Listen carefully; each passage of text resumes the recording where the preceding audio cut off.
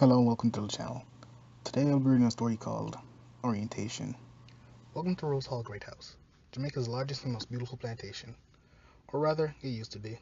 Now it is a hollow shell collecting dust and cobwebs. If left in this condition, it will fade away and crumble. So that is why we've been commissioned to restore her to her former glory. My name is Willis. I'm the foreman on this job, and I'll be showing you the layout of the house, as well as introducing you to your fellow workers.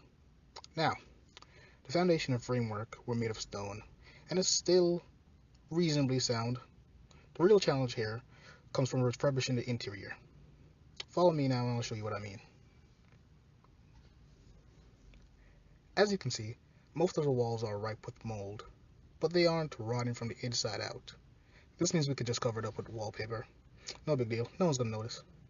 There might be a slight odor every now and again, and maybe a few deaths here and there, but they'll manage, I suppose. The floor are also in very poor state, and before you ask, yes, the red stains on the floor are indeed blood. I know it's a bit morbid perhaps. It does have its uses though. If you ever find yourself lost, just follow the stains. They will either lead you to the main doors or the cellar. Eventually though, we'll be installing hardwood floors. Hopefully, you'll be much more familiar with the house by then. Now, come along, you should meet the rest of the crew on the night shift. See that skinny fellow over there? His name is Neville.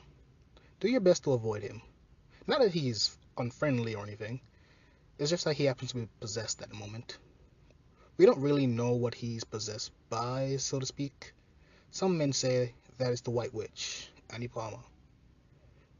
But I doubt that. He keeps whispering something about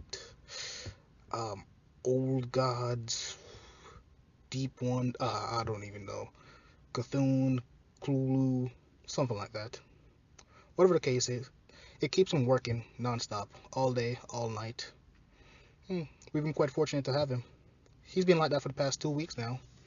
Don't know what keeps him going, but he's working overtime for free, so I won't question it. At this point, he looks to be a little bit more than a walking corpse.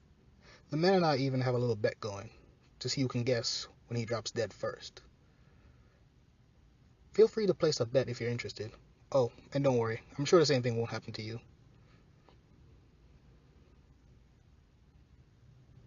Aside from Neville, there's only one other person that sometimes works the night shift.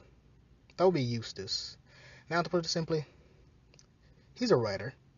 So, he's interesting to talk to, but he can be kind of a condescending prick from time to time. As the writers tend to be. He's also our interior designer.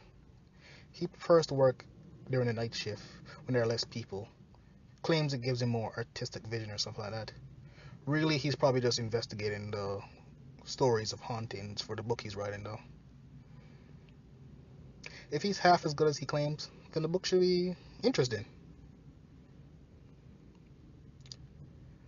Okay, so before you start, there are a few rules that you must commit to memory, if you plan on surviving the night, that is. First of all, never repeat Annie Palmer's name thrice in succession. Doing so will provoke her spirit, which as you can imagine would lead to a bloody and violent death. Secondly, if you ever find yourself in the master bedroom, do not disturb any of the contents, or you will certainly die a bloody and violent death. Finally, when the clock strikes 10, do not exit the house. If you do, a ghostly carriage will chase you until you are trampled by its demonic steed, which, as I'm sure you can imagine, will be a bloody and violent death. So, if there are no further questions, please proceed to the cellar where you'll be working. Oh, wait, I completely forgot to mention. There's a beast that lives in the basement.